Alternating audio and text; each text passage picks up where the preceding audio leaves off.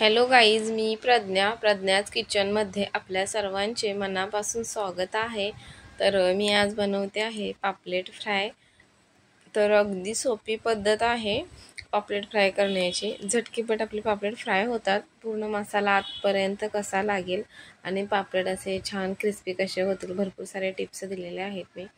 तर पटकन आपण पापलेट फ्राय करायला घेऊया। त्याच्या अगोदर चॅनलवरती जर कोणी नवीन असेल तर चॅनल नवीन आहे, चॅनलला सबस्क्राईब करा, लाईक करा आणि हो, व्हिडिओ स्किप न करता शेवटपर्यंत बघा। चला तर पटकन आपण पापलेट बनवायला घेऊया। तर मार्केटमधून मी पापलेट घेऊन आलेले आहे। छान असे ताजे पापलेट घ्यायचे आहेत आपल्याला। तर हे बघा, मी ताजे छान फ्रेश पापलेट घेऊन आलेले आहे आणि आणतानाच कोळणीकडून हे बघा अशा पापलेटला साफ करून आणलेले आहेत आणि पापलेटला मधून अशा चिरा द्यायच्या आहेत दोन्ही साईडनं, म्हणजे जो आपला मसाला जो असतो ना तो पूर्ण सगळ्या पापलेटला आतपर्यंत लागला जातो। तर पापलेट छान धुवून घ्यायचा आहे आणि धुतल्यानंतर अर्धा लिंबू पिळून घ्यायचा आहे। लिंबू किंवा कोकम वापरला तरी चालेल अशा पद्धतीने। तसंच अर्धा ते 1 चमचा मीठ घ्यायचं आहे। ते पूर्ण पापलेटला लावून घ्यायचं मीठ आणि लिंबू। तसंच हळद घ्यायची आहे अर्धा चमचा आणि हे तिन्ही जे आहे ते छान असं पापलेटला लावून घ्यायचं, छान मॅरिनेट करायचं आहे। हळद, लिंबू आणि मीठ आणि हे मी अर्धा तास असं झाकून ठेवलं होतं। तर सगळं पाणी जे आहे ते निघून गेलेलं आहे, पाणी काढायचं, पाणी सुटतं। तसंच 1 ते 1.5 गड्डी लसूण, अर्धा इंच आलं आणि 2 ते 3 मिरच्या याचा ठेचा बनवलेला आहे आणि हा आहे ते पापलेटला हा मसाला पूर्ण लावून घ्यायचा आहे सगळीकडे हा ठेचा। बघा, लसूण पेस्ट जी आहे ती आपली पूर्ण सगळीकडे मच्छीला लावून घ्यायची आहे। ज्यामधून कट दिलेला आहे तिथे सगळीकडे लावून घ्यायचे, म्हणजे खाताना पापलेट खूप छान लागतं, टेस्टी। तसं आता आपण घरगुती जे लाल तिखट आहे ते टाकूयात मसाल्यामध्ये। तर आमचा घाटी मसाला आहे तो आम्ही वर्षभरासाठी बनवत होतो, तर मी तो घेते इथे। तुम्ही जो मसाला घरी खाता तो टाकला तरी चालेल।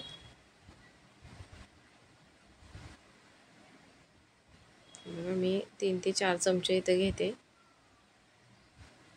तसंच मी आता इथे फिश फ्राय जो मसाला असतो तो थोडासा वापरत आहे, अगदी 1 चमचा इथे घेते मी।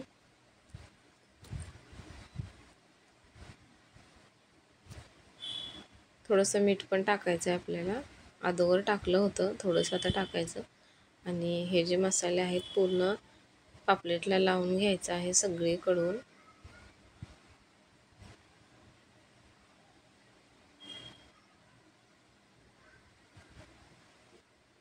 चिरा वगैरे दिला त्याच्यामध्ये सगळीकडे भरून घ्यायचं, पूर्ण पापलेटला व्यवस्थित लावून घ्यायचं। गॅसवरती पॅन ठेवलेला आहे, पॅनमध्ये तेल ओतलंय 3 ते 4 पळे।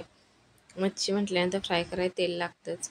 तर छान असा मसाला सगळा लावून घ्यायचा आहे पापलेटला, सगळीकडे चिरा वगैरे दिले त्याच्यामध्ये भरून घ्यायचा व्यवस्थित। आणि लसणाच्या 2 ते 3 पाकळ्या ठेचायच्या, बिन सोलता तशाच तेलामध्ये टाकायचा, सुवास खूप छान येतो।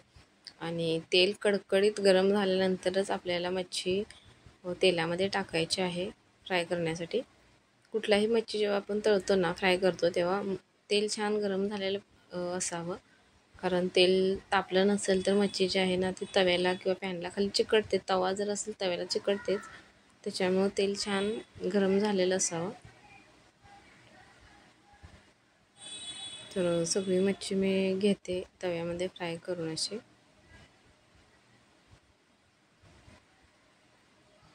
आणि मच्छी फ्राय करताना आपल्याला लगेच पलटी नाही करायचं, त्याच्यानं काय होतं, पलटी सतत करत राहिलं ना तर मच्छी अशी व्यवस्थित निघत नाही, तुटते। तर एका साईडनं व्यवस्थित मच्छी फ्राय झाल्यानंतरच आपण पलटायची आहे। जेव्हा तेलाची बुडबुड जी आहेत ना ते कमी आले की समजायचं आपली मच्छी व्यवस्थित फ्राय झालेली आहे। तर जास्त हाय फ्लेम असतो ना तो नंतर कमी करायचा, तुम्ही म्हणजे मिडियमवरती आपण मच्छी तळायची, जास्त बारीक पण नाही ठेवायचा। तर मच्छी मी छान अशी फ्राय करून घेते। तर मी एक साईड छान फ्राय केलेलं आहे, दुसरी साईड पण माझी छान भाजलेलं आहे मच्छी। अशा पद्धतीने तुम्ही बघू शकता, खूप सुंदर फ्राय केलेले आहे। रवा किंवा तांदळाचं पीठ लावलेलं नाही म्हणून मच्छी कुठेही चिकटलेली नाही, किंवा व्यवस्थित पलटी झालेली नाही वगैरे असे काही नाही, व्यवस्थित मच्छी निघालेली आहे. आणि आपलं पापलेट फ्राय खूप सुंदर झालेलं आहे, टेस्ट खूप छान लागते.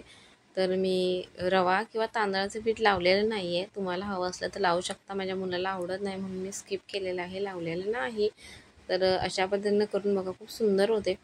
तर हे बघा मी ताट केलेलं आहे, इकडे चपाती आहे, इंद्रायणी राईस आहे बरं का, घरचा आहे आमचा. असे 2 पापलेट आहे, कोळंबी सुकी केलेले आहे मी आणि कोळंबीचा रस्सा पण बनवला आहे, कांदा आहे, लिंबू आहे. खरंच जर व्हिडिओ आवडला असेल तर चॅनलला सबस्क्राईब करा आणि एक लाईक करा. चला तर बाय बाय.